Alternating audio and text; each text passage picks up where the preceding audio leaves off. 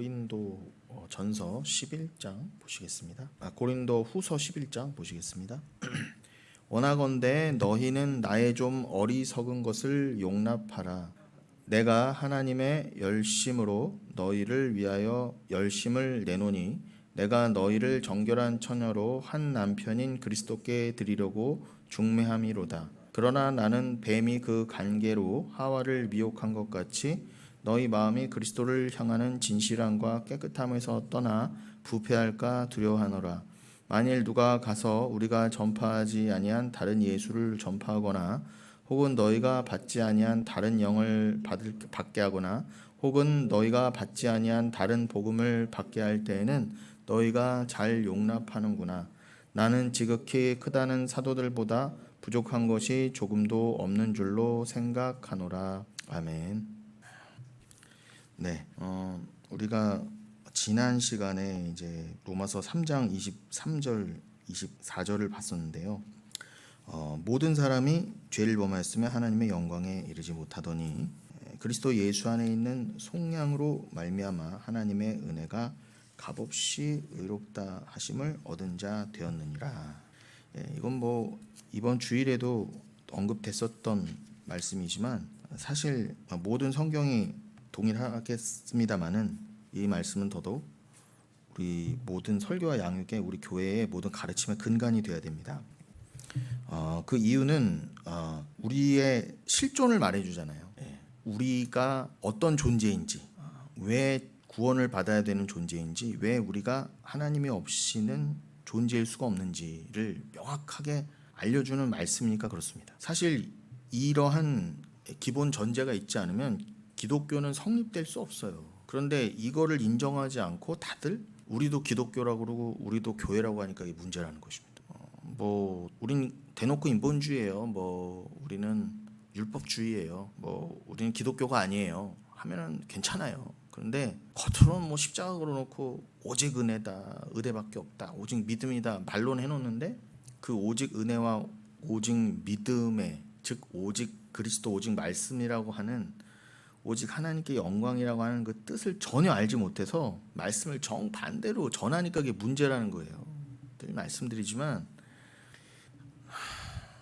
정말 말씀과 상관없는 또 말씀을 전혀 모르는 그런 자들은 우리가 평생을 살면서 상대할 일도 없고 그들은 그냥 그들의 삶을 사는 것입니다. 그런데 기가 막힌 건 우리가 오늘 찬송 때도 불렀지만 울어도 못하네 불렀잖아요. 2절엔 뭐라고 그래요? 아무리 착한 일을 해도 행실이 착해도 그걸로는 안 된다고 고백했잖아요. 근데 그 찬양을 말씀도 아니에요. 그냥 찬송이라고요. 그 찬양을 이 나라의 온 교회가 불러요.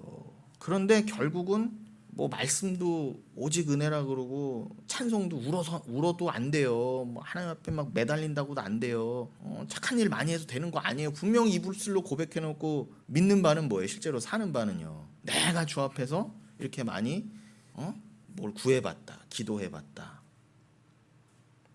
진짜 기도가 뭔지도 모르고 그냥 내가 원하는 바를 열심히 구했대요. 그리고 착한 사람 되게 해달라고 기도했대요. 딴 기도도 많이 안 했대. 자기가 부자 되게 해달라, 병 고쳐달라는 기도는 그렇게 많이 안 하고 착한 사람 되게 해달라고, 하나님께 영광 돌리는 사람 되게 해달라고, 이 세상에 훌륭한 사람 되게 해달라고 기도했는데 그게 나쁘냐고 자꾸 그러는데 성경은요, 죄송하지만 그거에 관심이 없어요. 하나님은. 왜요?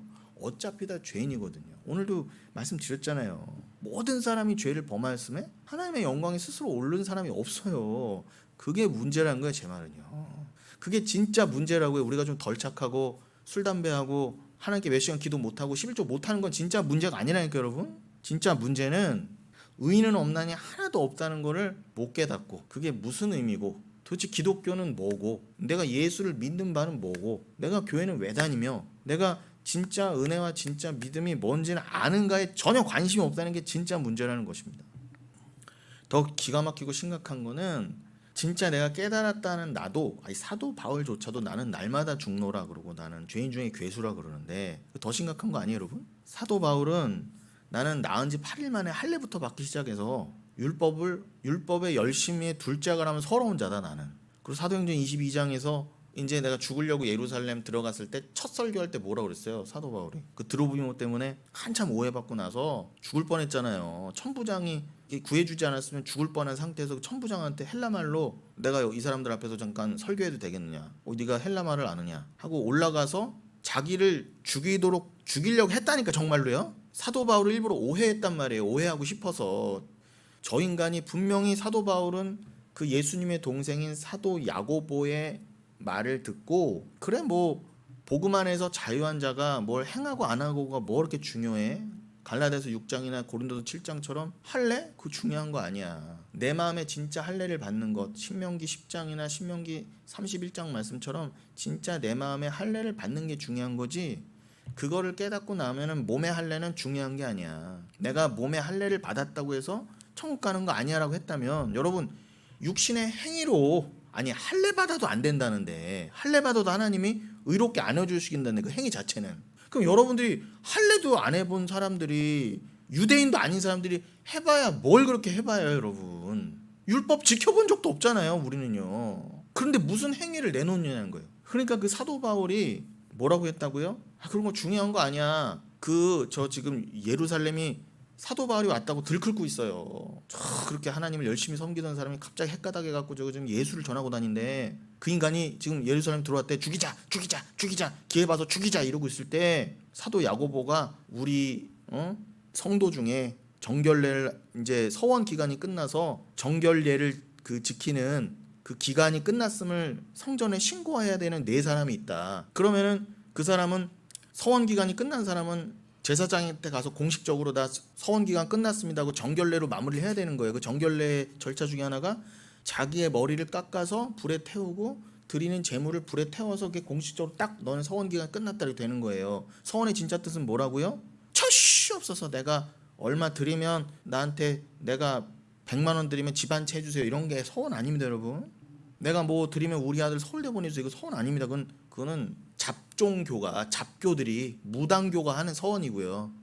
성경에서 말하는 진짜 서원이 진짜잖아요. 근데 나는 그 서원대로 믿고 싶지 않으니까 세상적인 무당식의 서원을 자꾸 들어오는 거 아닙니까? 입다부터 실패했었잖아요. 사사 중에. 사사 입다가 실패했으면 할 말 다 했죠. 우리도 다 실패한 거예요. 의는 없는 하나도 없다니까요.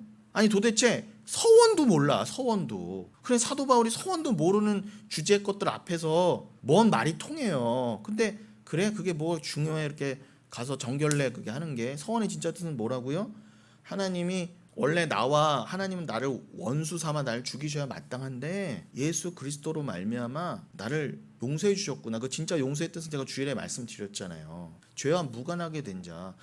나에게 그 엔톨레 계명, 즉 계명의 예는, 첫 번째 예는 선악과잖아요. 선악과를 기회 삼아 나에게 죄를 주입하게 하신 그 하나님, 당연히 옳으신 거다. 내가 죄라는 백신을 맞아야 구원을 받으니까. 죄를 알아야 은혜를 알죠. 예수를 알으라고 주입해 주신 죄는 나에게 복이다. 그걸 깨달은 자는 하늘과 통한 자라니까요. 용서받은 자예요. 그가 죄가 무관하게 된 자. 이제 어떤 죄를 저질러도 반드시 천국 가지면, 왜요? 과거 현재 미래 전 이미 다 용서해 주셨으니까. 내가 앞으로 살면서도 이 유구를 끝나고 무슨 죄를 지을지 다 아세요. 근데 그거는 죄의 본질이 아니라는 거예요. 게다가 그걸 믿는 자는, 용서받은 자는 안 자는, 나 용서받았네, 죄 용서받았네 해서 함부로 살지 않아요.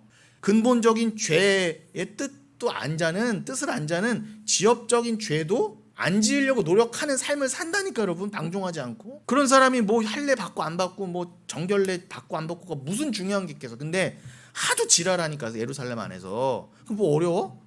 내가 돈 내서 그 4명 머리 깎아줄게, 그 신고해줄게 하고 올라갔는데, 예루살렘 성전으로 올라갔어요 사도 바울이. 그런데 사도 바울을 원래 죽이기로 작정했던 자들이 뭘 이렇게 계기를 걸려고, 빌미를 걸려고 저기 이방인 데리고 성전 안에 들어갔다, 이방인 금지구역에 들어갔다라고 모함을 한 거예요. 그런데 분명히 21장에 나와요. 사도행전 오해한 거라고.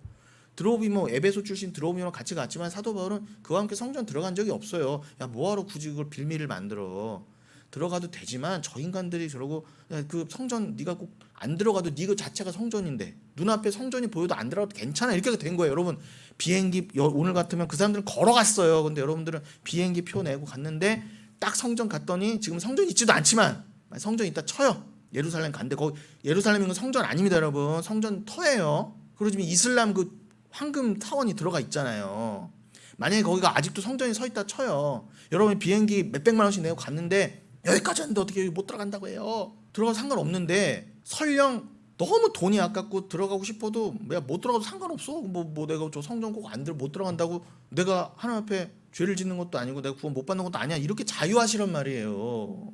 제발 묶이지 마시고. 근데 사도 바울은 그거 중요한 거 아니야 라고 했더니 아니나 다를까 분명히 내 돈 내서 4명의 머리까지 깎아주고 신고 정확히 제사장한테 했는데 그거는 안 보고 엉뚱한 거 빌미 삼아서 사도 바울을 집단 구타를 한 거예요. 그 상황에서 겨우 살아나서 이 개끼들 내가 이럴 줄 알았어. 이 인간들하고는 돌아서도 괜찮은데 내가 이들에게 복음 전하게 기회를 달라. 물론 복음 전하게란 말은 안 했지만 천부장에게 기회를 달라 한 다음에 단에 서서는 히브리어로 말합니다. 내가 여러분들 다 아십니다. 내가 얼마나 율법에 열심인지 하고 이 동네 사람들 내가 다 알아요. 내가 얼마나 율법을 잘 지키고 예수 믿는 사람 때려 죽이고 나는 가말리엘에 문화했던 사람입니다. 가말리엘은 그 힐렐 학파의 거두였어요. 힐렐은 가말리엘의 할아버지입니다.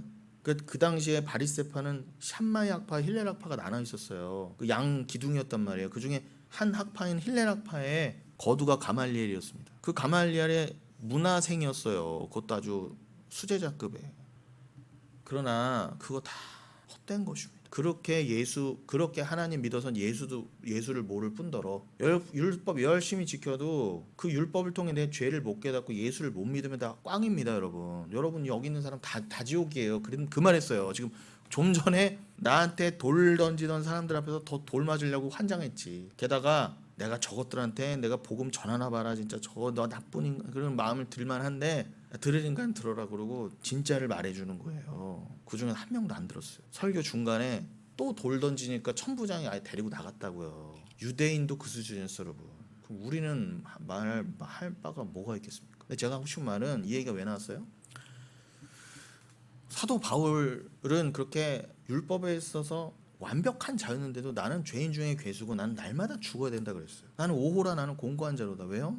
나는 이미 용서받고 구원이지만 이 땅에서는 아직 구원을 잃어가는 자로서 날마다 죄인으로 드러나야 되거든요. 겸손하게 주를 늘 의지해야 되는 자로 드러나야 되는 것입니다. 그런 용도로 하나님이 그 사도 바울도 쓰셨다면 뭐 할 말이 있겠어요. 그러니까 여러분 아까 우리 이채석 집사님 기도해 주셨지만 또 강조합니다. 우리는 이미 구원이고 자유한 자고 죄와 무관한 자이지만 죄와 무관하다고 막 살 수는 없잖아요. 늘 어떤 마음이 있어야 돼? 면목 없음이 있어야 된단 말이에요. 그래 나 같은 자를 구원해 주신 여러분 은혜 모르는 건 짐승이라고 그러잖아요. 우리 일반 속담에서도. 근데 인간의 못된 습성은 뭐예요? 은혜는 물에 새기고 원수는 돌에 새긴다 그러잖아요. 하나님의 은혜를 자꾸 까먹어요. 그리고 자꾸 특히 예수 믿는다는 것들이 어떻게 해요? 오직 은혜 오직 믿음 말하면서 내가 하나님 앞에 뭐가 좀 잘났으니까 내가 그래도 평생 몇 대째 기독교 믿었으니까 내가 그래도 평생 11조 했으니까 내가 아들 바쳤으니까 이런 생각에 다 잡혀 있다고요. 내가 어떤 가운데에서 구원을 받았는지를 자꾸 망각해요.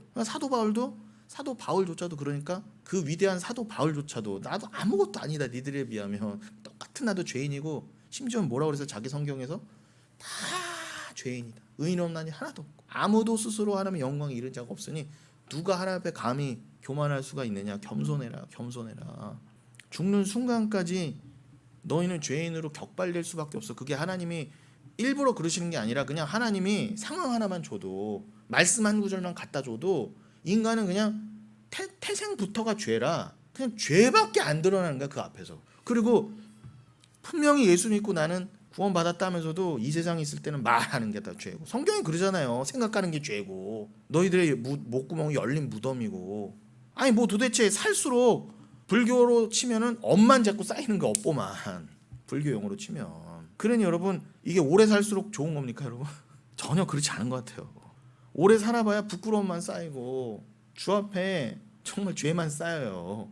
어차피 인생 살아봐야 죄만 쌓이는 것 같으면 상식적으로는 빨리 죽는 게 좋다는 거예요. 제 말은. 그럴 때도 하나님이 살게 하신다. 그 삶이 그렇게 기쁩니까 여러분? 나는 이미 시체에 묶인 오호라라는 공고한 자로다. 사망에 묶여 있어요. 빨리 벗어야 되는 걸 알아요. 그리고 나는 심지어는 아무것도 모르는 뭐 하나님도 모르고 말씀도 모르는 인간들은 내가 지금 죄를 말하는지 그런 뭐 술 담배 먹는 죄 정도 말하는 게 아니에요. 나를 위해 사는 것 자체가 죄라 그러잖아요. 하나님만이 존재시고 나는 어떤 그 존재조차도 아니었다. 하나님이 넌 피조물이야라고 해주신 건 몰라도 짐승인데 심지어는 어떻게 해요? 나는 잘났다. 나 스스로 뭐 돈도 벌었다. 나 스스로 나라도 이루었다. 스스로 탑도 쌓았다. 바벨탑도. 하나님이 어디 있어? 내가 하나님이야까지 가요. 내 인생 내 거야 그래요. 아니 다 그러잖아요. 내 인생 내 거래요. 그리고 주신 물, 뭐 이런 옷, 공기 마시는 거 다 내 거래. 누가 그래요? 근데 다 그렇잖아 다. 심지어 믿는 사람들도 내 소유권을 자꾸 끝까지 챙기잖아요. 그러니까 안 된다는 거예요. 제 말은요.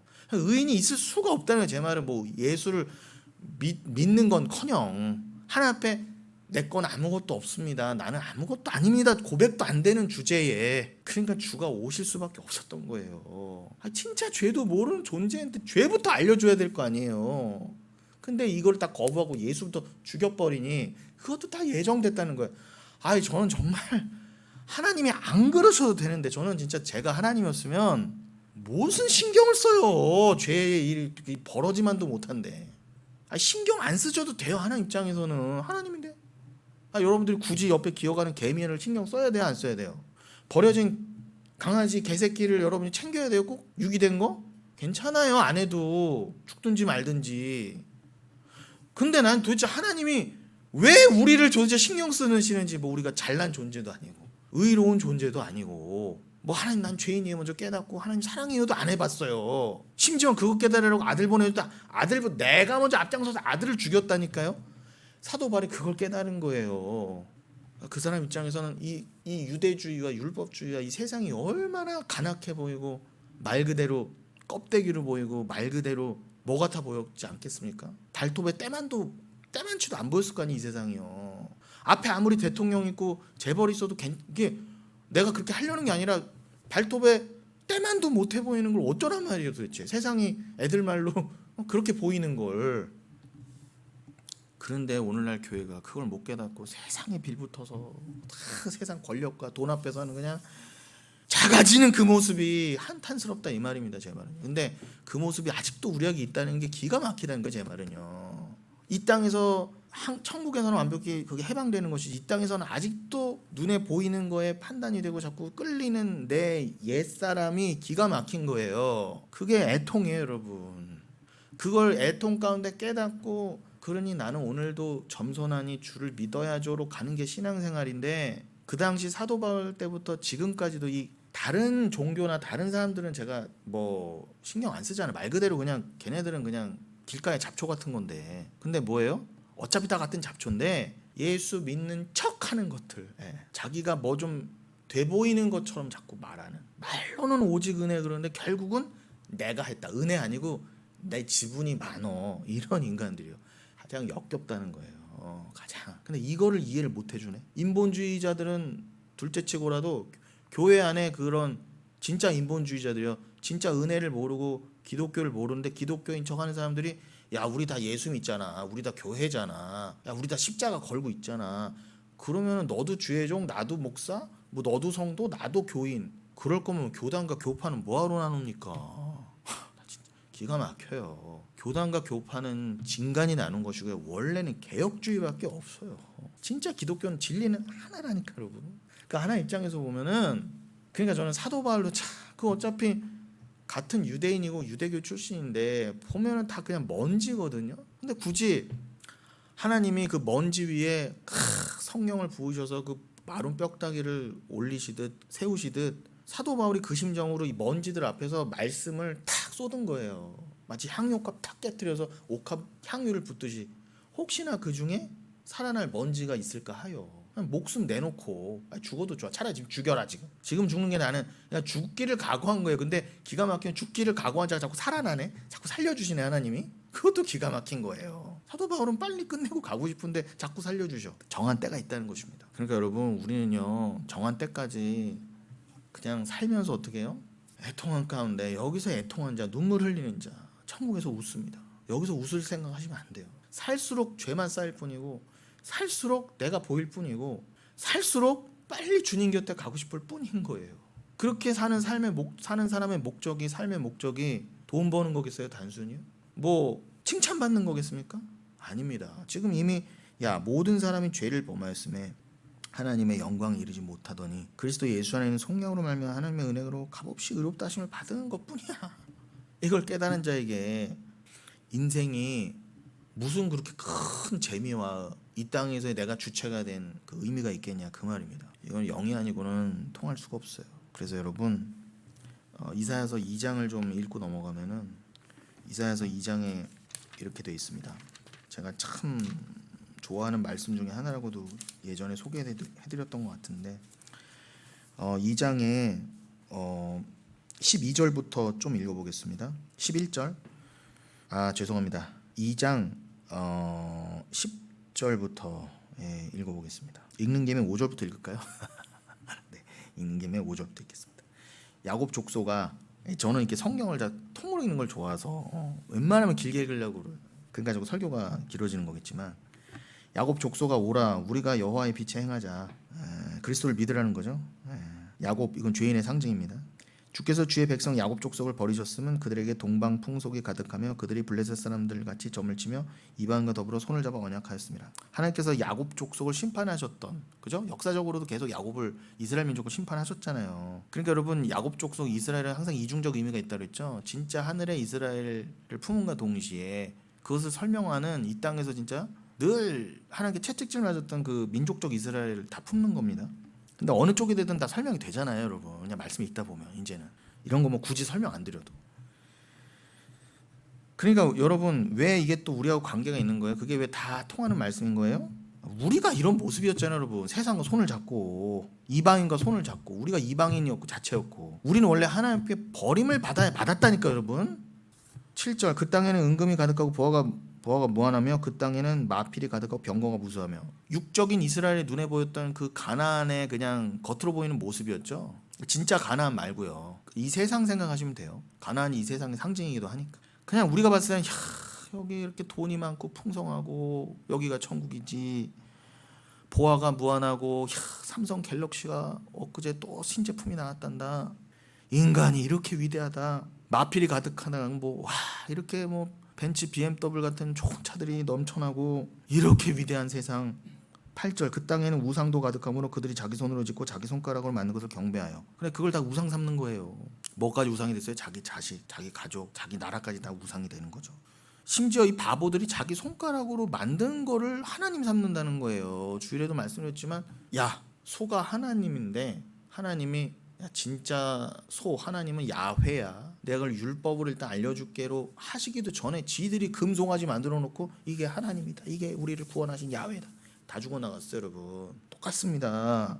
만든 거잖아요, 손가락으로요. 그걸 하나님이래요. 우리가 그러지 않았었어요? 심지어 우리는 왜 더 무서운 죄를 졌어요? 엉뚱한 교회 다니면서 결국 이단 우상놀이 했었잖아요. 여러분이 아무리 착한 모습으로 교회를 다녀도 우리는 지옥 밑바닥이었다는 게 문제인 거예요, 여러분. 내가 저기 문신하고 다니고 귀 뚫고 다니고 저렇게 그냥 술 먹고 다니는 저런 놈들보다 낫지가 아니라니까. 더 나쁜 놈이었더래서 우리가. 그게 기가 막힌 게 저는요. 난 진짜 예수 없었으면 어떡할 뻔했어요, 진짜. 저들보다 부자도 아니었고 저들보다 세상을 그렇게 굉장히 살아본 것도 아니고 나는 아닌 척 나는 의인인 척 살았는데 나는 진짜 저들보다 나쁜 죄인이었다는 게 난 진짜 큰일 날 뻔했네.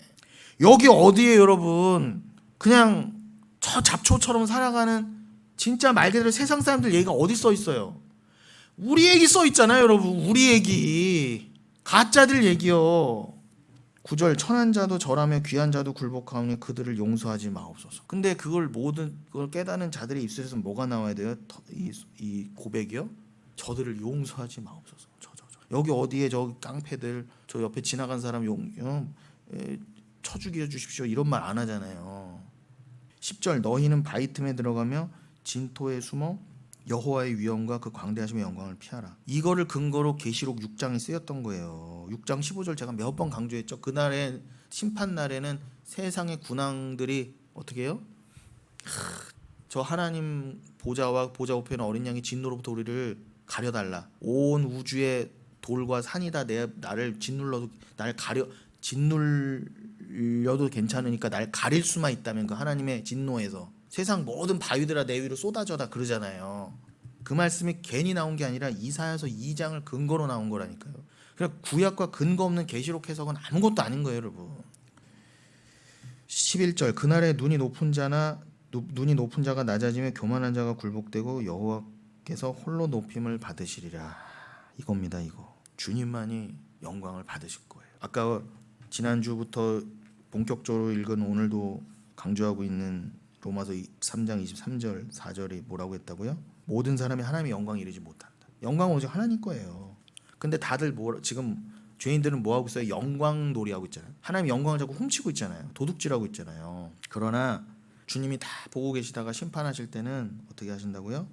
그렇게 영광을 훔쳤던 자들을 다 하나님이 그러한 자들을 낮추시고 굴복시키시고 하나님이 진짜 참 영광의 유일한 주님이심을 드러내실 것이야. 예수가 하나님이심을 드러내실 것이야. 그때 그 바로 앞절에 뭐라고 그랬다고? 영광을 피하라 그랬잖아요. 그 영광은 여러분 죄인들에게는 그 영광은 피해야 될 거예요. 죄인들은 원래 하나님의 영광을 바로 못 본다니까 여러분. 우리가 자꾸 모르면서 되도 않는 이런 것도 모르고 말씀도 못 깨달으면서 하나님 우리에게 영광 보여주소서 주의 영광 우리에게 떠들었죠. 맨날 하나님의 영광이 뭔지도 모르는데 그 독사 그 헬라어로 독사예요. 뱀 말고요. 우리나라 말 발음이 비슷합니다. 독사조 하면 영광을 뭐 그죠? 독사조 하면 영광을 받으시다 그런 동사고 독사가 명사형이에요. 그런데 요한복음 8장 54절에도 그런 것처럼 그 영광은 오직 하나님 것이고 하나님이 영광을 비춰주시고 주셔야 우리께 된다 그러잖아요. 우리 스스로 자꾸 영광을 취하면 안 되는 건 가짜 영광이에요. 가짜 영광 취하던 자들은 하나님이라고 하는 진짜 영광 그 자체를 바로 볼 수가 없어요. 여러분 태양도 제대로 못 보는 주제에 태양빛도 똑바로 못 보는 주제에 무슨 하나님의 영광을 제대로 봐요. 그러니까 피하게 돼 있는 거예요. 피하게 돼. 오늘날은 태양빛 뜨겁다고 기후변화 때문에 자꾸 50도 40도 되니까 태양빛도 피하잖아요. 태양빛도 피하는 주제에 무슨 하나님의 영광을 본다고 그래요. 자꾸 보여달라고. 바로 죽는 거예요. 하나님 영광을 보면. 그래서 이사야가 6장에 어떻게 내가 하나님의 영광을 봐왔도다 이 죄인이 난 죽었도다 그러잖아요. 하나님의 영광을 보고 살 자가 없으리라. 그게 구약의 증언이라니까요. 그래서 출애굽기 33장에서도 모세는 아직 완성된 그리스도라는 계시를 통해 아직 영광에 온전히 이르지 못했기 때문에 모세를 하나님의 영광이 등 뒤로 돌아가도록 모세를 이렇게 싹 돌려놓으셨다, 바위 틈에 숨겨놓으셨다 그러잖아요. 그럼 여기도 바위가 나오죠. 그 바위는 반석이신 예수를 상징해요. 성경에서는 예수가 돌이니까. 그런데 이 대조가 보이시죠? 하나님이 택한 백성은 그 하나님의 영광이 예수라는 그 중보자가 없이 그냥 하나님을 보면은 죽기 때문에 모세를 바위 틈에 숨기신 것처럼 그렇게 보호하시지만 모세는 택한 자고 하나님의 영광을 내가 바로 볼 수 있는 자가 아니다를 깨달은 자잖아. 난 죄인이다. 그런 자는 하나님 이렇게 지키신다니까요. 그러나 여기 말씀처럼 내가 스스로 영광이다, 내가 하나님이야 한 자들은 니들은 바위 틈에 숨어 들어가게 할 거야. 그 바위 또한 예수라니까. 예수를 심판한다는 거야. 심지어 계시록 6장에 뭐라고요? 그 바위돌을 나를 짓이겨줘도 내가 좋으니까 가려달라 할 정도로 늘 강조드리지만 예수는 돌이에요. 그러나 누구에게는 거치는 돌이 되지만 누구에게는 그게 모퉁이의 머릿돌에서 구원하는 돌이 돼요. 똑같은 돌인데 누구에게는 심판돌, 누구에게는 생명돌이 되는 거예요. 똑같은 돌, 예수라는 돌은 율법 말씀이잖아요. 율법에 돌이 날라오는 것처럼 사도 바울에게도 유대인들이 돌을 던졌던 것처럼 가늠한 여인에게 돌을 던졌던 것처럼 우리도 돌을 맞아요. 그런데 예수를 깨달은 죄인은 그 돌이 오히려 생명돌이 되어서 그 돌에 맞아 내가 해체되고 부인되어서 주와 함께 성전으로 지어져 가지만 예수를 못 깨달은 진짜 죄인은 그 돌에 맞아 지옥이라니까요, 여러분. 그래서 12절 대저 만군의 여호와의 날이 모든 교만한 자와 거만한 자와 자고한 자에게 임하리니 그들이 낮아지리라. 또 레바논의 높은 모든 백향목과 바산의 모든 상수리나무와 모든 높은 산과 모든 솟아오른 작은 언덕과 모든 높은 망대와 모든 견고한 성벽과 다시스의 모든 배와 모든 아름다운 조각물에 임하리니 뭐가요? 하나님의 심판이. 그날에 자고한 자는 굴복되며 교만한 자는 낮아지고 여호와께서 홀로 높임을 받으시리라. 여러분 이 지금 막 제가 열거한 게 다 뭐예요? 이 세상 문명하고도 같잖아요. 다시스의 많은 배, 저 높은 산, 저 인간이 이뤄놓은 업적, 세상 인생, 역사 하나님이 다 무너뜨리신다고 그러잖아요.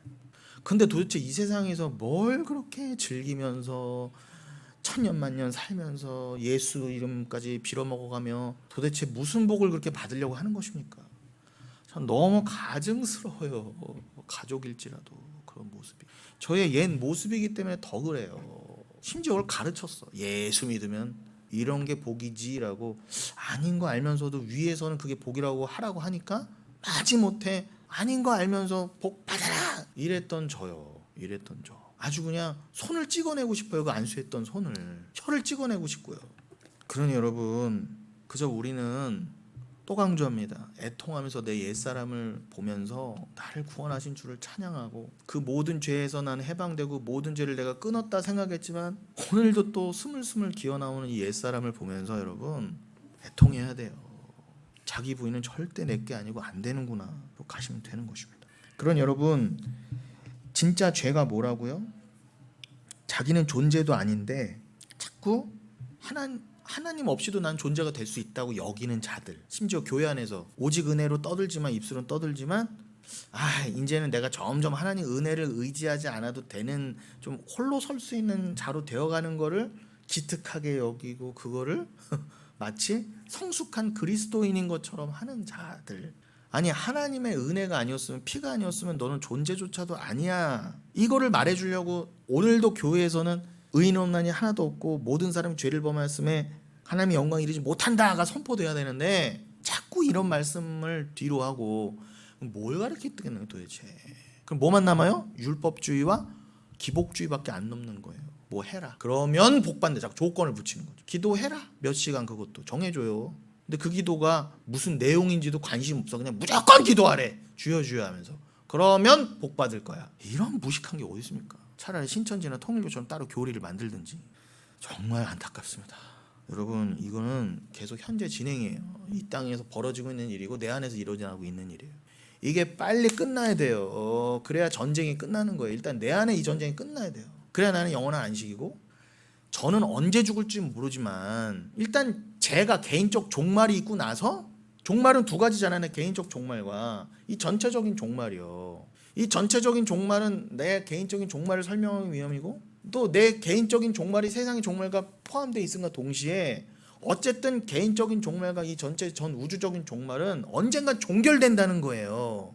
근데 저는 뭐가 앞서든 이미 관심도 없고 사실 중요하지 않아요. 난 이미 구원이니까, 이미 종말이니까. 다만 이 지구가 얼른 끝나서 내가 같이 죽던, 내가 먼저 죽던 빨리 종결되고 싶다가 저의 그나마 성령이 깃들었을 때에, 아니 깃들었다기보다 성령이 더 발현되었을 때, 이미 있는 성령, 내가 저의 연약함으로, 그것도 다 하나님 허락하시면 저의 연약함으로 옛사람이 막 드러나고 있을 때 말고요. 이렇게 설교를 할 때나 내지는 말씀 읽을 때, 또 진짜 성령이 저를 감동시켜 주셔서 저의 죄를 더 보게 하실 때는 빨리 종결돼야지. 내 안에 영적 전쟁이 끝나야 평안이지, 안식이지. 그래서 다윗에게도 하나님이 너는 피를 많이 흘렸기 때문에 성전을 못 짓는다. 이걸 또 오해합니다. 아니 피는 솔로몬이 더 흘렸어요. 단순히 누굴 많이 죽여서 저 살인자 때문에 성전을 못 지었다가 아니라 다윗 때는 아직 전쟁 중이었단 말이에요. 전쟁이 끝나야 평안입니다. 천국이 진정한 평안과 안식이라면서요. 그러니까 천국에는 죄도 없고, 죄가 없으니까 더 이상 영적 전쟁을 할 필요가 없잖아요. 심지어 눈에 보이는 대적도 없고. 근데 다윗 때는 눈에 보이는 대적으로 네 안에 죄를 봐라 그러고 대적을 자꾸 붙여줬단 말이에요. 대적을 자꾸 보냈다 그러죠, 하나님이. 사사 때도 그랬고.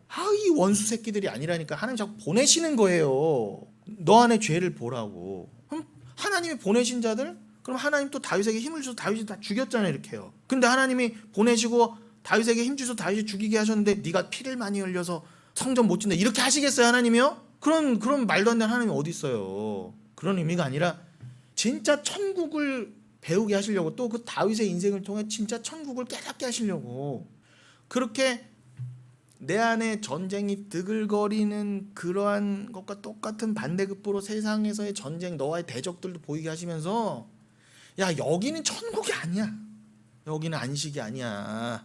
오죽하면 안식일도 계속 반복됐잖아요. 영원한 안식은 딱 한 번인데, 영단번인데 왜 자꾸 안식일이 돌아와야 돼요? 여기는 가짜라는 거예요, 여러분. 자꾸 배우라는 거예요. 근데 이거를 못 깨닫고 교회가 여기서 안식을 이룬다고 그러고 여기서 천국 만든다고 그러고 이미 기후학자들도 깨닫고 3년이면 끝난다고 한 지구에서 뭘 그렇게 아쉬움이 남아서 10년 후 계획을 짜고 20년 후 뭐 전도 계획을 짜고 앉았습니까? 정말 진짜 여러분 진짜 죄는 뭐라고요? 자신의 영광과 가치를 챙기기 위해서 하나님의 은혜로부터 떠나 있는 상태. 그 모든 게 죄예요. 모든 게 죄입니다. 여러분 그 상태에서는 하나님의 뭐밖에는 필요 없어요. 그 생명력, 성령, 루아흐, 푸뉴마만 필요한 거예요. 그러니 이러한 가운데에서 우리가 지난 시간 시편 69편이 본문이었죠. 시편 69편. 그게 뭐였습니까? 읽어드릴게요. 제가 지금 하나님의 생명력, 하나님의 그 열심, 하나님의 열심으로 우리에게 생명력, 그 성령을 예수의 영을 부어주시지 않았으면, 예수의 피를 부어주시지 않았으면은 우리는 아무것도 아닌 거였어요. 그거가 이제 더 우리가 이제 깨닫게 됐죠. 그런 상태에서 우리가 지난주 본문이었던 시편 69편을 좀 자세히 못하고 마쳤었잖아요. 그래서 이 69편을 다시 한번 보는 상황에서 이제 오늘 본문인 고린도 후서 11장으로 연결하고 마치겠다는 거예요. 자, 이 지금 오늘도 오직 은혜가 강조되고 있는데 이 여러분 온전한 안식, 그 전쟁이 더 이상 없을 그 은혜의 나라인 천국에서는 뭐도 없을까요? 절대 큰 자와 작은 자의 구별도 있을 수 없어요. 차등 상급 이런 거 없어요. 거기서도 나는 개털 모자 쓰고 저기는 뭐 금모자 쓰고 나는 초가상관 짓고 저 인간은 뭐 조땡땡은 기와집 살고 이런 거 없어요. 그럼 여러분 거기서도 조땡땡 집 가서 여러분 하인 노릇 하실 거예요? 평생 그 인간한테 성금 갖다가 바치면서 이런 말을 주일에 했었어야 되는데 여러분 천국은 처음부터 다 끝까지 은혜이기 때문에 그렇습니다. 오직 은혜이기 때문에 상급이 있을 수 없어요. 우리가 생각하는 차등 상급이 내가 율법의 행위를 많이 하면 심지어 썩어 빠진 가톨릭에서도 면죄부 판매했던 것처럼 야 네가 성금 많이 해라 헌금 많이 하는 소리가 들릴수록 먼저 돌아가신 너희 부모님과 너희 자식들이 연옥에 있다가 천국을 갈 것이다. 연옥이 어디 있어요? 그거 다 헌금 받아먹어 돈 받아먹으려고 한 짓이었지. 여기서 자꾸 인간의 행위를 요구하잖아요. 행위를 부추기잖아요. 심지어 돈이 동반된 돈이 빠질 수 없죠. 인간의 행위에서 돈이 다 목적인데요. 이 세상은 다 죄인들은.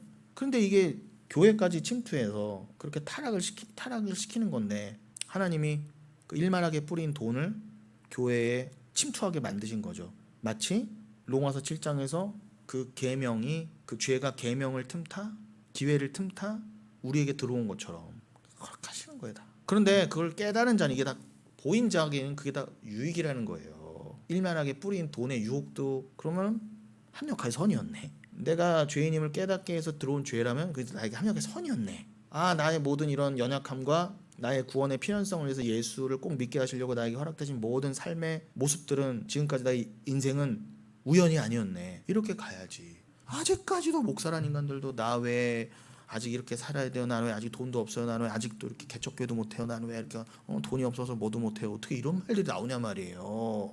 저 인간은 저렇게 큰 교회 하고 있고 뭐 하고 있는데 저 사람은 부모도 잘 만나서 저렇게 고생 한번 하는데 나는 왜 맨날 이렇게 주님께 이렇게 열심히 사역하고 그러는데 나는 맨날 이 모양 이 꼴이어야 돼요. 제가 봤을 때는 이 모양 이 꼴도 꽤 괜찮아요. 근데 꼭 상대적인 그게 문제인 거예요. 욕심 때문에. 여러분 그러고 싶으십니까? 여기서도 상급 경쟁하다가 진력이 나서 그냥 그럴 판인데 세상하고 똑같이 돌아가는 교회에서도 그 꼴을 하다가 결국 천국에서도 영원히 상급 경쟁하실 거예요? 그럼 거기서는 또 무슨 잘못된 교리까지 있어요? 뭐 턱걸이라도 해서 네가 개털모자 쓰고 왔으면 영원히 개털모자잖아요. 그럼 여러분 영원히 여러분 그 금모자 쓰고 고래등 같은 기와집에 사는 사람을 영원히 어떻게 해요? 시기 질투하면서 턱걸이에서 천국 들어온 감사는 이미 떠나갔고 나는 왜 천국이긴 한데 감사하긴 한데 나는 왜 여기서 개털모자 저는 싫어요. 그런 천국 싫어요. 안 갈래요. 그냥. 그런데 그거를 가르쳐 왔고 그걸 전했단 말이에요. 우리가요. 여러분 이게 너무 무서운 죄거든요. 이게요. 아니 오직 은혜를 말하는 교회가 상급론을 말했단 말이에요. 지금도 말하고 있어요. 상급이라는 건 뭐예요? 말 그대로 내가 한 행위에 대한 보상 아닙니까? 그런 게 어떻게 천국에 있을 수 있어요? 나는 오직 은혜로만 들어갔는데 내가 한 행위와 업적이 보상받으러 가는 게 아닌데 어떻게 가서. 그리고 여러분 강조했었지만 우리는 주만을 머리 삼고 우린 다 한 지체인데 여러분 손가락에 영광이 따로 있고 발가락에 영광이 따로 있습니까? 손가락과 발가락 서로 경쟁하나요? 아니 손으로 뭔가를 해서 내가 영광을 받았어요. 뭔가를 잘 만들어서. 그럼 손만 영광 받습니까, 여러분? 내가 영광 받잖아요. 그럼 내가 막 축구를 하다가 탁 골을 넣었어요. 손흥민 저 대단하다면 손흥민 발만 영광 받습니까? 손흥민 자체가 영광 받잖아요. 하나라니까 진리는 여러분. 분해될 수 없어요. 영광도 하나, 보상도 뭐 보상이라 굳이 표현하면 영광도 하나, 상급도 하나예요. 굳이 상급론을 말하자면. 근데 가서도 나는 팔이니까 팔의 영광을 따로 찾고 발이니까 발의 영광을 따로 찾고 어떻게 거기서도 교회가 서로 상급에 묶여서 경쟁할 수 있냔 말이에요. 영광은 다 같이 머리이신 주가 영광이 주시고 그 영광을 다 같이 나눠받는 것이지. 거기서도 그 베드로가 또 그 베드로 말고 누굽니까? 야고보와 요한 그 형제가 욕먹은 것처럼 천국에서 나는 우의정 저는 좌의정 시켜주세요. 엄마가 와서 거기서 치맛바람을 막 그냥 거기서도 엄마가 와서 주님 주의 나라에서 우리 아들들 좀 이렇게 써주세요. 그 수준이었어요. 하나님 나를 뭘로 오해했다? 주가 이 땅에서 여기서 천국 만드실 걸 오해한 거예요. 아니 사도들과 사도들의 어머니도 그 수준이었다고 한다면 우리는 뭐 할 말이 있습니까? 근데 문제는 지금도 그런 거에 잡혀있다는 거예요. 성경에 분명히 나와 있는데 안 보이나 봐요. 진짜 신기해요. 안 보이는 게 더 신기해. 성경 말씀보다 조땡땡의 말이 맞다는 거죠. 자기의 공로를 내세워서 상대적 우월감을 누릴 수 없는 것이 천국입니다. 한마디로 자기가 한 행위에 대해 합당한 대우가 요구될 수 없어요. 아니 천국 자체를 들어간 게 나의 의지와 나의 행위와 상관없이 들어간데 뭘 들어가면서 내가 요구하길래 하나님한테 그런 걸 요구하거나 받을 수 있는 곳이 아니라 하나님의 은총과 긍휼만을 구하고 바라보며 사는 것이 바로 천국. 성경은 그것을 예수님이 어린아이와 대비해서 뭐라고도 말씀해서 큰 자들의 싸움이다. 그래서 천국은 어린아이만 들어갈 수 있다. 그러니까 성경에서 말하는 진짜 큰 자와 어린아이는 무슨 뜻이에요? 단순히 저 나이 어린 자들이 애들이 무슨 순수해요. 순수하기는요. 애들이 더 영악해요. 그리고 그 애들이 크면 어른 되는 거고요. 여러분 절대 갓난 애기들 순수하지 않습니다. 순진하지 않습니다. 순진하면 커서도 순진해야 되는데 다 영악하게 되잖아요. 더 영악하게. 근본 악이에요. 여러분 애처럼 순수해라가 아니라 어린아이는 이 어른들로 대표된 제가 말한 그 상급 싸움, 행위 싸움을 안 하는 존재로 주님이 이렇게 예를 든 거예요. 아니 어린아이들은 기본적으로 인간적으로 영악하긴 하지만 가치관이 다르잖아요. 우리와. 뭐예요? 어른들이 생각하는 이게 가치야. 뭐 주식, 부동산 이런 거 가치라고 여길 때 애들은 뭐예요? 딱지치기 뭐 구슬놀이를 가치로 여기잖아요. 그러니까 서로 생각하는 가치관이 다르니까 이 세상 예수님이 이건 큰 자들의 싸움, 상급 경쟁하는 걸 큰 자들의 싸움으로 보고 야 그걸 가지고 천국도 들어가려고 못 들어간다는 거야. 천국은 그런 싸움 하는 거 아니야. 저 니들과 전혀 가치관이 다른 저 애들처럼 전혀 다른 가치관이야 천국은 들어갈 수 있고 거기서 그 가치관을 산다는 거예요. 이해되시죠? 이 땅에서 어린아이와 큰 자가 완전히 정반대인 것처럼 천국과 이 세상은 완전히 정반대다 그 뜻인 것이지 단순히 애가 착하다 애들처럼 구슬치기 해야 천국 간다가 아니라 그 가치관이 정반대인 것처럼 이 땅에서의 가치관을 다 버리고 마치 어른의 가치관과 아이의 가치관이 정반대인 것처럼 너희들이 지금까지 갖고 있던 가치관을 다 버리고 즉 오직 은혜라고 하는 말 그대로 오직 은혜라고 하는 가치관을 가져야 너희는 천국 백성의 그걸 어린아이라고 표현해 보신 거예요. 그 자를. 이해되시죠? 그러니 이 겉으로 보기에는 율법주의, 유대주의, 행위주의가 기특해 보일 수는 있지만 열심을 부리니까 그러나 그것은 오히려 하나님 나라 주의 성전을 삼켜버리는 행위라까지 그러세요. 그게 시편 69편 9절로 11절이었던 것입니다. 주의 집을 위하는 열성 이게 키느하트 아도나이라고 돼 있어요. 그래서 뭐 이사야서 9장 7절이라든가 이사야서 31장 32절을 통해서도 이 키느하트 아도나이를 알 수가 있죠. 여러분들이 시간이 없으니까 집에 가서 찾아보십시오. 그리고 열왕기하 19장 31절에서 그죠? 히스기야와 이사야의 대화를 통해서도 알 수 있고요. 특별히 열왕기상 19장 10절 같은 경우에서는 엘리야가 하나님께 대한 열심히 유별하다고 그랬죠. 칸느 키네티라고 돼 있어요. 여러분은 하나님께 대해서 열심히 유별하십니까? 뭐 엘리야가 하나님을 더 특별하게 뭐 더 무슨 행위를 더 했다거나 11조를 2배 했다거나 그런 의미가 아니에요. 여러분 이 칸느 키네티 열심히 유별했다. 이거는 여러분 이 카나 히브리어 카나가 질투하다는 뜻이거든요. 이게 2번 반복된 개념인 거예요. 2번 반복된 셈이에요. 칸느 키네티는.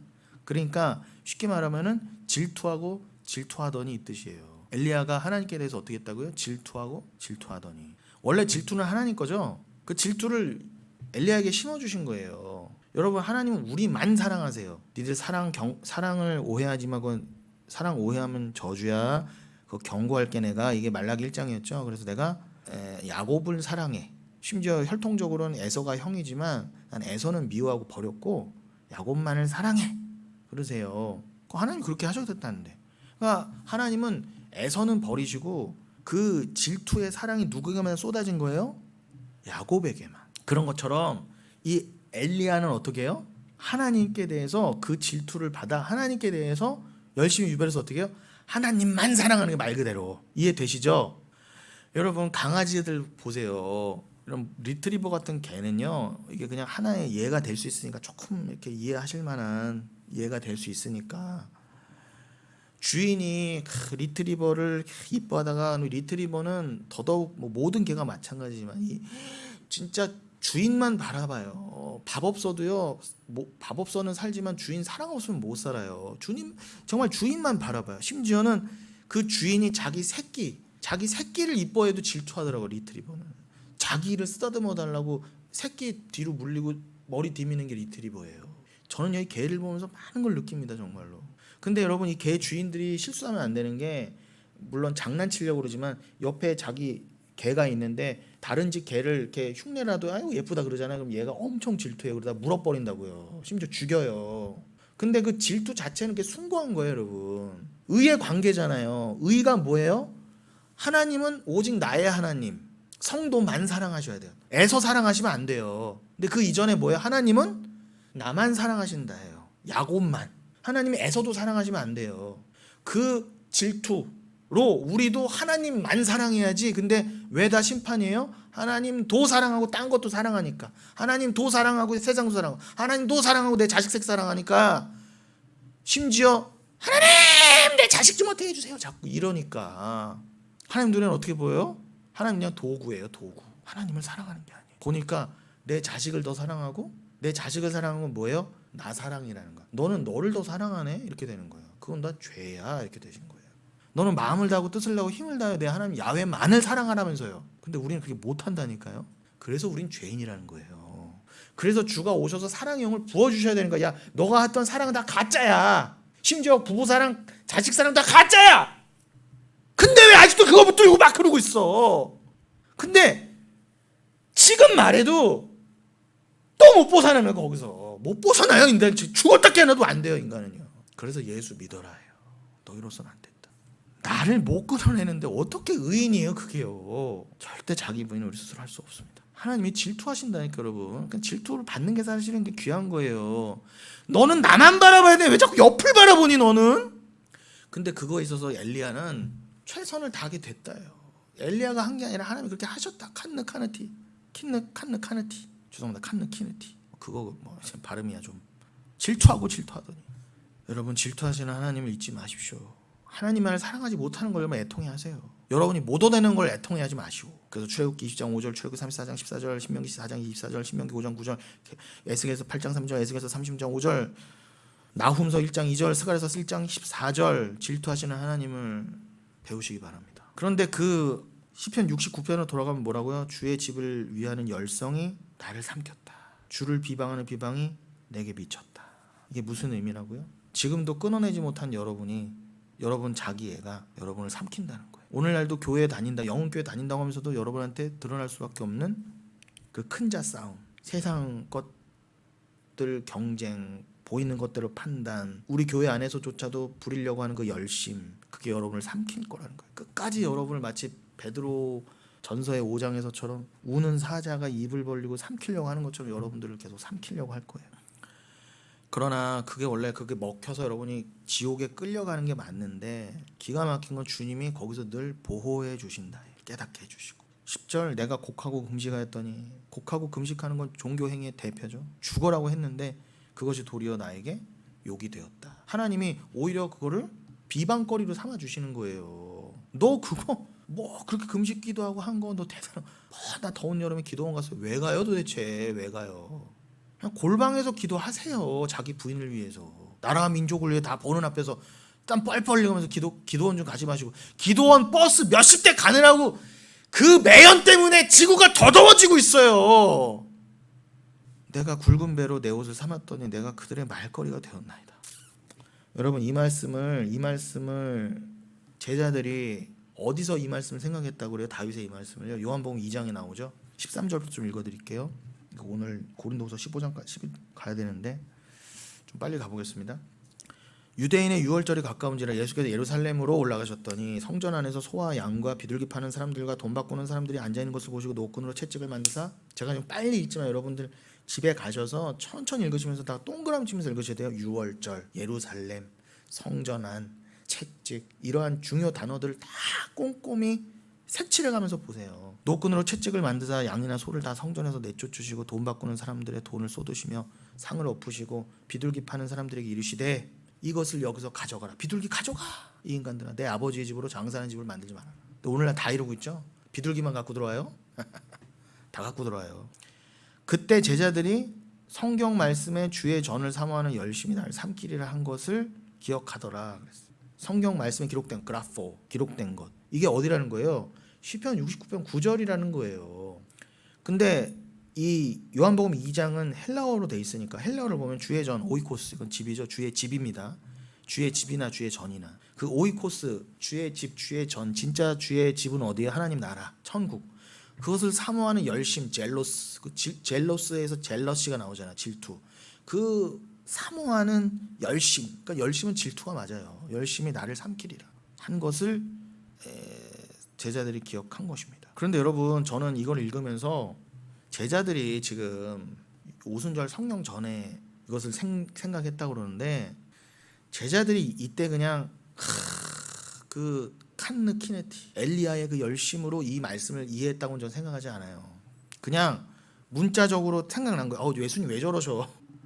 막 둘러엎으니까.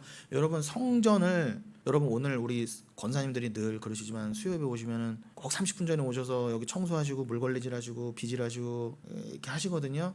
그걸 성전 청소라고 할 수 있어요. 뭐 여기 성전도 아니지만 만약 교회 청소, 뭐 정화라고도 할 수 있습니다. 근데요, 자꾸 사람들이 이 부분을 성전 정화, 성전 청소 뭐 그렇게 읽는데 아니에요, 여러분. 말 그대로 정화와 청소는, 청결은 기존에 있던 걸 깨끗하게 하는 거잖아요. 근데 이거는요, 다 때려 부시는 거라니까, 여러분. 성전 정화가 아니라 성전을 무너뜨리시는 거예요. 그도 그럴 게 예수님이 뭐라고 하셨어요? 이거 다 무너뜨려 봐라. 내가 3일 만에 다시 짓겠다 그러셨잖아요. 그런데 그것은 주가 자기를 가리켜서, 성전임을 가리켜서 하신 건데 제자들 포함해서 다 못 알아들었거든요. 아니, 표적 보이랬더니 이걸 무너뜨려 지금 46년 동안이나, 지금 기원 전 20년부터 지금 계속해서 50년 가까이, 나중에 그게요 기원 후 62년까지, 거의 제 기억에 62년 아니면 8년인지 아무튼 거의 기원 후 70년에 디도 장군 로마의 타이터스에 의해서, 타이터스 나중에 황제가 되죠. 그 사람에 의해서 예루살렘 성전이 완전히 무너지잖아요. 그 직전까지도 거의 100년에 가깝게 이거를 증축해 간다니까. 근데 그 중간쯤이니까 46년 동안, 요한복음 2장 예수님이 살아계실 때는 나중에 훨씬 몇십 년 후에나 증축이 완성될 그 성전이지만, 예수님 살아계셨을 때는 기원 전 20년부터 증축된 지 이제 한 46년 정도 된 거예요. 그것도 어마어마하게 긴 거죠. 아무튼 50년 가까이 지은 성전을 이거 무너뜨리는 걸 어떻게 3일 만에 했죠? 이거를 다 그렇게 오해한 거예요, 문자적으로. 무슨 대화가 돼요? 하나님의 집도 모르고, 하나님의 집이 곧 예수 천국인지도 모르고, 오이코스가 뭔지도 모르고, 젤로스가 뭔지도 모르고. 그러니까 그냥 제자들도 예수님 왜 저렇게 좀 유난이시지? 좋은 게 좋은 건데라만 분명히 있었을 거예요. 막 창피하기도 했을 거고. 예수님 왜 저러셔? 저거 제사장 나와서 저 뭐라고 하면 어떡하지? 그럼 먹었을까 안 먹었을까요? 당연히 먹죠. 그때 당시에 당연한 관습이었어요. 당연히 성전 세겔로 성전세 내야 되는데 각지에서 디아스포라들이 갖고 온 동전에 다 황제가 새겨져 있기 때문에 다 환전해야 됐다고요.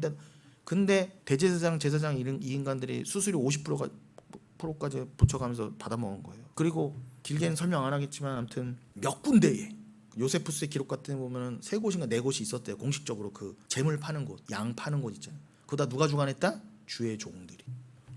거기서 사는 것만 거의 인정해 줬어요. 이게 걔네들이 판단했거든요. 이걸 제물로 드릴 만한가 아닌가, 흠이 있나 점이 없나. 그러면은 완벽해도 자꾸 불합격 판정을 내리는 거예요. 왜요?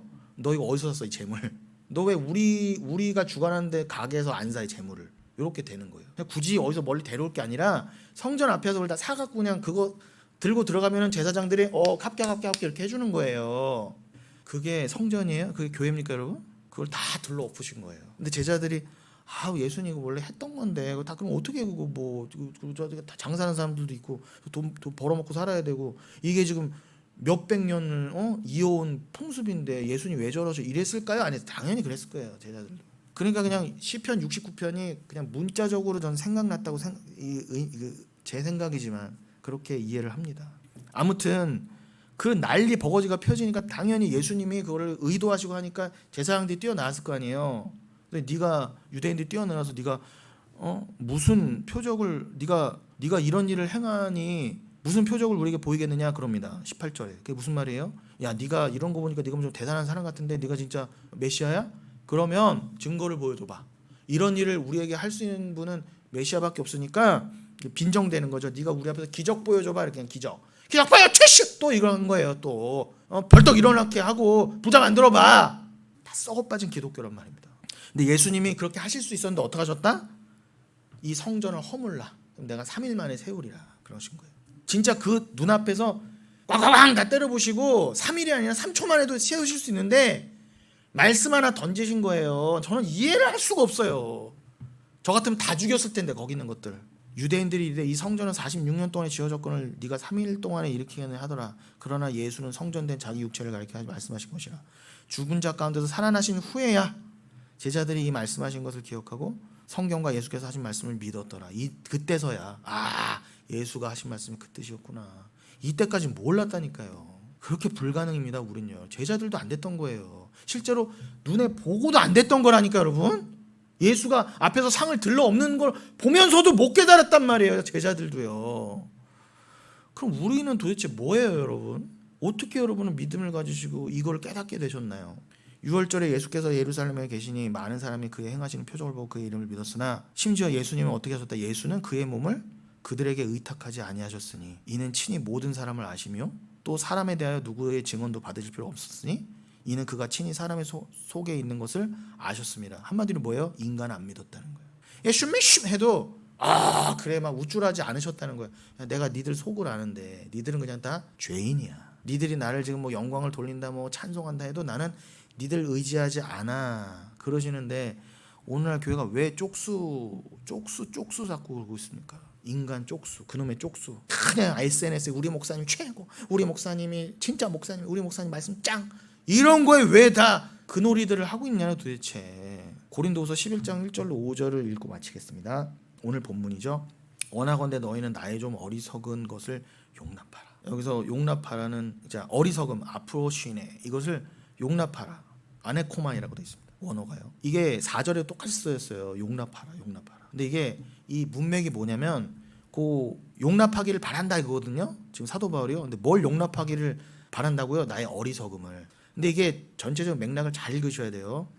청하건대 나를 용납하라라고 1절에서부터 두 번이나 반복하는데 이 아네코마이를 4절에서도 또 말한다는 겁니다. 근데 4절에 보면은 4절을 먼저 볼까요? 만일 누가 가서 우리가 전파하지 아니한 다른 예수를 전파하거나 혹은 너희가 받지 아니한 다른 영을 받게 하거나 혹은 너희가 받지 아니한 다른 복을 받게 하려 너희가 잘 용납하는구나. 이게 아네코마예요. 너희들이 내가 자기 부인, 오직 예수, 오직 믿음, 뭐 기적 이런 거는 가시적인 건 없다. 그렇게 내가 편지 써서 보내고 설교하고 그렇게 전도했는데 애써서 설교했더니 전도가 캐리소 설교라고 그랬죠. 했더니 뭐라고요? 그거는 귓등으로 듣고 어려워하고 그러더니 어떻게 해요? 누가 어디서 듣도 보도 못한 논팽이가 와서 복 받아라! 이러고 그냥 복 빌어주고 다른 예수 다른 복음 전하면 니들이 잘도 용납하는구나 아네코마이 이 뜻이에요. 그 빈정됨을 가지고 뭐라고요? 야 나도 좀 용납해줘. 제발 좀 나 좀 용납해주라 내 어리석음을. 니들이 자꾸 내 어리석게 보고 사도 바울은 좀 어리석어. 왜 목회를 저렇게 해? 교회를 저렇게 하면 안 되지. 그래 내가 어리석지? 용납해줘 이런 의미로 한 말이에요. 이 사도 바울의 마음이 얼마나 지금 썩어 문드러지고 있습니까? 다른 복음은 와서 복 빌어주고 그냥 잘생긴 목사 가서 그냥 이러고 그러면 잘도 뭐 용납하고 그러더니 비꼬는 거죠. 이게 앞에서 말한 것과 모순처럼 말함으로 인한 일종의 반어법이에요. 일종의 반어법. 그것의 예로서 이제 고린도후서 10장 7절로 18절을 좀 미리 읽고 오십시오. 그건 다음 주에 하겠습니다. 오늘은 고린도후서 11장만 보고 마치겠습니다. 아무튼 이런 맥락 가운데에 2절에 뭐라고요? 내가 하나님의 열심으로 데오스 젤로스 나오죠. 여기도 젤로스가 나오잖아요. 그 엘리야가 받았던 질투하고 또 질투한 그 하나님을 향한 열심의 유별함, 그 열심으로 너희를 위하여 열심을 내노니. 내가 진짜 질투하여서, 그러니까 어떻게 보면은 야 나도 좀 용납해줘. 쟤만 왜 용납해 하는 것도 사실 뭐 때문에 그런 거야? 질투한 거예요 사실요. 내가 진짜 말씀 가르쳐준 건 난데 너는 저 사람한테 가서 목사님 그러고 있니? 그런 의미도 들어가 있겠죠. 야 내가 너희를 진짜 사랑한, 내가 진짜 너희만을 사랑한 질투하는 잔데 그 증거를 뭐라고 해요? 내가 너희를 정결한 처녀로 한 남편이 그리스도께 드리려고 중매함이로다. 하르모조 중매함이로다.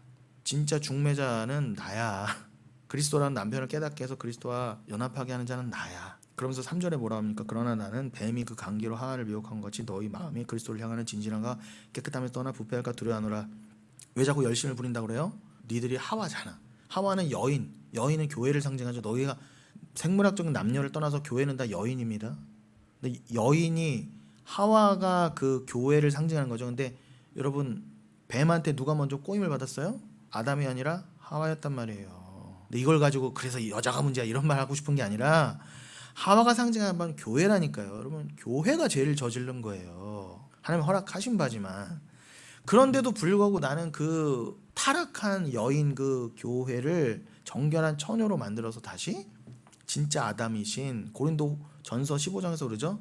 둘째 아담, 마지막 아담, 둘째 사람, 그가 곧 예수라 그러잖아요. 그러니까 첫째 아담, 첫째 사람이 가리키는 바 진짜 아담은 누구예요? 예수예요. 그럼 진짜 하와는 누구예요? 여러분이죠. 그러니까 타락한 너희를 내가 말씀으로 깨끗하게 해서 진짜 아담, 진짜 신랑이신 그리스도와 혼인 맺어주는 게 나야. 나라니까 이 뜻이에요. 만일 누가 가서 우리가 전파하지 않은 다른 예수를 전파하거나 혹은 너희가 받지 않은 다른 영을 받게 하거나 혹은 너희가 받지 않은 다른 복을 받게 할 때 너희가 잘도 용납하는구나. 나는 지극히 크다는 사도들보다 부족한 것이 조금도 없는 줄로 생각하노라. 이게 단순히 내가 다른 사도들보다 부족하지 않아, 나도 똑똑해 이런 자랑하는 게 아니라 내가 전하는 말씀 똑같아 다른 사도들과. 뭐 똑같은 정도가 아니라 우리가 주일에 베드로후서 3장 살펴봤지만 거기서 뭐라고 돼 있었어요? 베드로가 그랬잖아요. 함부로 사도 바울의 글을 억지로 풀지 말아라 그랬잖아요. 억지로 풀지 말아라. 억지로 푸는 게 스트레블레오라고 그랬죠. 스트레블로. 이거는 왜곡하다는 거였죠. 어차피 말씀하는 바 사도 베드로의 말이나 사도 바울의 말이나 근본은 같은데 사도 바울이 조금 더 어렵게 쓸 수 있어. 더 깊은 진리의 깊은 것을 전해주다 보니까 어려운 글을 쓸 수 있지만 그거 함부로 왜곡해서 이런 걸 거야 추정해서 전하지 마. 오직 그리스도로 풀되 신중해야 돼. 왜요? 베드로후서 3장 16절에 뭐라고 돼 있어요? 억지로 풀다가 스스로 멸망에 이르러. 너 스스로 억지로 풀다가 너 이단되고 너 그러다 지옥 가면 어떡하려고 그래? 그만큼 이게 중요한 문제라는 거예요. 성경 해석의 문제가. 단순히 뭐 교파가 갈라지고 교단이 갈라지는 문제가 아니라, 물론 그렇게 해서 지옥 가는 인간들도 하나님이 그렇게 허락하신 바지만, 아무튼 지금 사도 바울의 의도, 사도 베드로의 의도 다 아시겠죠? 나는 뭐 너희들이 생각할 때는 베드로가 더 크다, 뭐 야고보가 더 크다, 요한이 더 크다 할 수 있겠지만 나도 그들이 전하는 바 말씀이 동일해 그 뜻이고, 심지어 사도 바울은 어떻게 인정해줬다? 오히려 사도 바울의 글이 더 깊어. 그 함부로 풀지 마라고 말해주잖아요. 사도가 서로 보완해주고 서로 뭐 성격은 다르고 서로 싸웠을 수도 있지만 전하는 바 설교는 동일했단 말이에요. 그런데 이 동일한 거 외에 다른 복음 뭐 은이빨을 금이빨 만들어 그랬대 몰려가자 한방 여기서도 뭐 양육한다 그랬다가도 야 병 낚아준대 저 다리 짧은 거 길게 해준다면 금세 가 있어. 제가 제일 기가 막혔던 거는 분명히 저의 설교를 듣고 아멘했던 사람들이 뭐 안수해주고 누구 특별한 목사님 오셨다고 뭐 특별한 날이라고 안수해준다면 제일 먼저 앞에 가 있는 거예요. 제가 진짜 미쳐버린 줄 알았어요. 저한테 뭐 밥 사주고 그럼 뭐합니까? 제 모습에 오히려 대못을 박는 거지. 물론 정말 모르니까 사도 바울도 잘도 용납하는구나 아느코만 빈정된 거지만 말씀을 안다면 그 수준에서는 당연히 벗어나야죠. 사도의 마음을 어렵게 하는 것은 하나님의 마음을 어렵게 하는 것입니다. 여러분 오늘 말씀 기억하시면서 오늘 여기까지 하겠습니다. 기억하시면서 기도하고 마치도록 하겠습니다.